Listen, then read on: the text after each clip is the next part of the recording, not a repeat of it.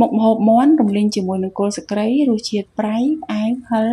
ជាពិសេសនោះគឺវាមានក្លិនឈ្ងុយរបស់គ្រឿងខ្មែរដែលបានបំពងឲ្យស្រួយដូចជាគល់ស្លឹកគ្រៃស្លឹកក្រូចសើចហើយនិងរំដេងមុខម្ហូបមួយមុខនេះដែរវាមានការពេញនិយមខ្លាំងជាពិសេសហ្នឹងនៅក្នុងកម្មវិធីជួបជុំនានាសម្រាប់វិធីធ្វើមុខម្ហូបនេះវិញអាចមានភាពខុសគ្នាខ្លះៗហើយចង់ដឹងថាវិធីធ្វើមុខម្ហូបមុខនេះរបស់ខ្ញុំបែបណាសូមទស្សនានៅក្នុងវីដេអូបន្តិចទៀតនេះទាំងអស់នេះគឺជាគ្រឿងផ្សំសំខាន់សម្រាប់យកមកធ្វើមុខម្ហូបមាន់រំលីងគល់ស្លឹកគ្រៃមួយមុខនេះសម្រាប់មាន់ខ្ញុំប្រើមាន់ស្រែមួយក្បាលទម្ងន់1គីឡូ3ខាំខ្ញុំជ្រើសយកប្រភេទមាន់ដែលនៅខ្ចីល្មមមិនចាស់ពេកហើយក៏វាមិនខ្ចីពេកដែរមាន់នេះខ្ញុំយកវាមកកាត់ជាដុំតូចៗមកល្មមនឹងញ៉ាំ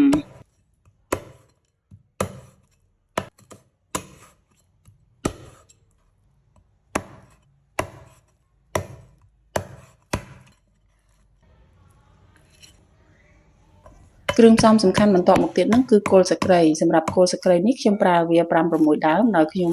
ដំវាឲ្យបានទុកជាមុនសិនហើយបន្ទាប់មកទៀតទើបខ្ញុំហាន់វាជាសរសៃសម្រាប់រំដេងនេះវិញខ្ញុំដំវាឲ្យបានទុកបន្តិចដើម្បីឲ្យពេលដែលយើងយកវាទៅប្រើការហ្នឹងវាចេញក្លិនឈ្ងុយបានល្អក្រៅពីគល់ស្លឹកគ្រៃហើយនិងរំដេងហើយនោះនៅមានស្លឹកក្រូចសើចបន្ថែមទៀតសម្រាប់ស្លឹកក្រូចសើចហ្នឹងគឺខ្ញុំអត់មានហាន់វាទេខ្ញុំទុកវាទាំងមូលតែម្ដង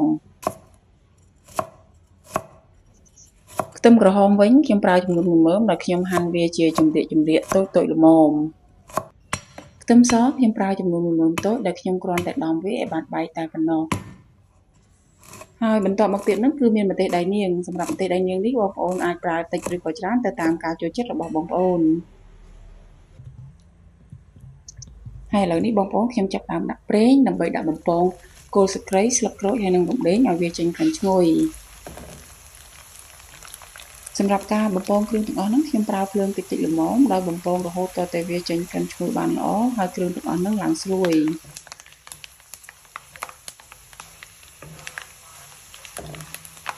ហើយនេះបងប្អូននៅពេលដែលគ្រឿងហ្នឹងបំពងបានប៉ុណ្នេះខ្ញុំស្រង់វាចេញពីប្រេងនិងដាក់ឲ្យវាស្រស់ប្រេងរួចហើយខ្ញុំទុកវាមួយឲ្យលើសិនបន្ទាប់មកទៀតខ្ញុំយកប្រេងដែលនៅសល់ពីការបំពងគ្រឿងហ្នឹងមកបំពងមាន់ឲ្យវាឆ្អិនហើយនឹងក្រៀមល្អ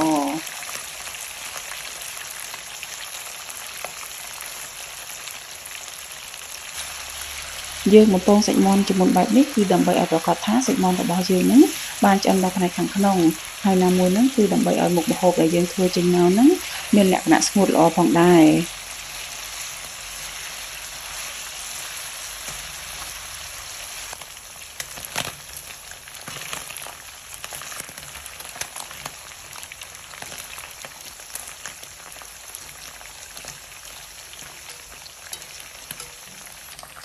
ហើយឥឡូវនេះបងប្អូនមាន់បានកំពុងក្រៀមហើយនឹងឆ្អិនល្អហើយខ្ញុំស្រង់វាចេញពីប្រេងនិងទុកវាមួយឲ្យលើសិនដើម្បីឲ្យវាស្រស់ខ្លាញ់បានល្អបន្ទាប់មកទៀតខ្ញុំយកខ្ទឹមសខ្ទឹមក្រហមហើយនិងម្ទេសដៃនាងហ្នឹងមករំលីងឲ្យវាឡើងឈ្ងុយហើយនឹងក្រៀមបន្តិចសិន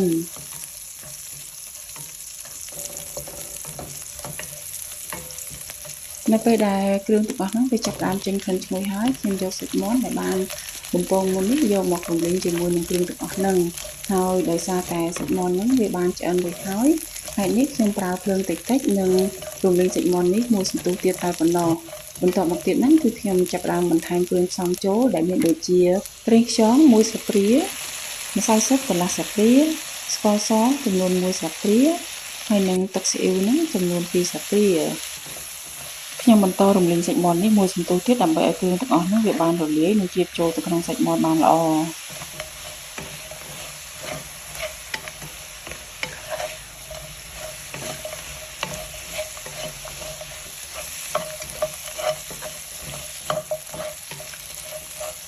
នៅពេលដែលសាច់មាន់ចូលជាតិជាមួយនឹងគ្រឿងនឹងបានល្អហើយទើបខ្ញុំដាក់គល់ស្លឹកគ្រៃស្លឹកក្រូចសើចនិងរំដេងដែលបានបំពងមុននេះចូលឆាជាមួយគ្នាមួយសន្ទុះទៀត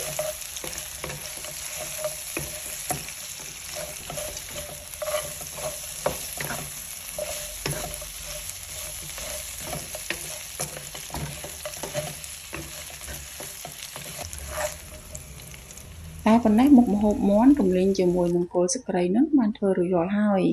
ខ្ញុំសង្ឃឹមថាបងប្អូននឹងចូលចិត្តវីដេអូមួយនេះសូមអរគុណច្រើនសម្រាប់ការទស្សនានិងជួបគ្នានៅក្នុងវីដេអូក្រោយៗទៀត